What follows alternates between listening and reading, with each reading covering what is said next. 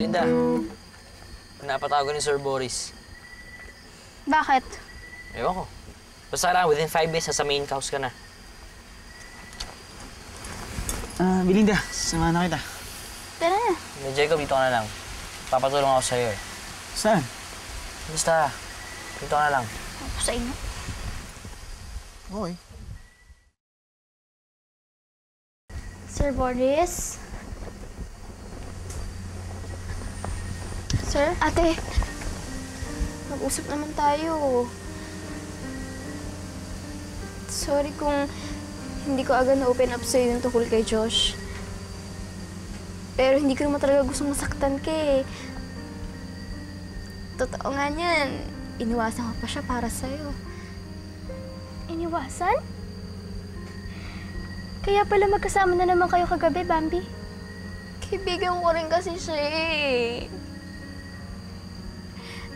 Ate, alam mo, kung may nagawa ako sa'yo o may nasabi ako sa'yo na na-offend ka, sorry. Ate, ayusin na natin to, please.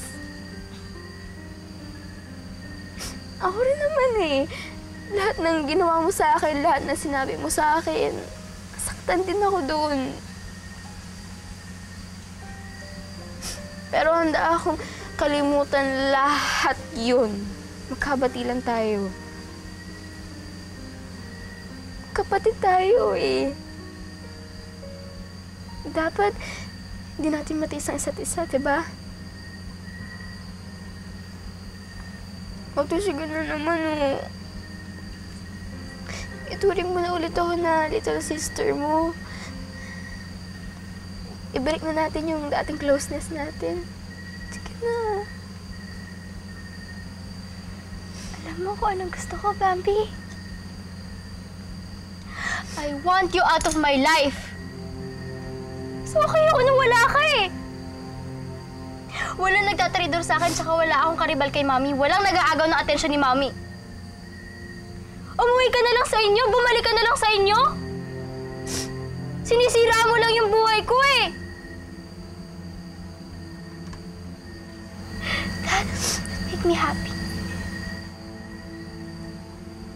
Can you do that? Ha?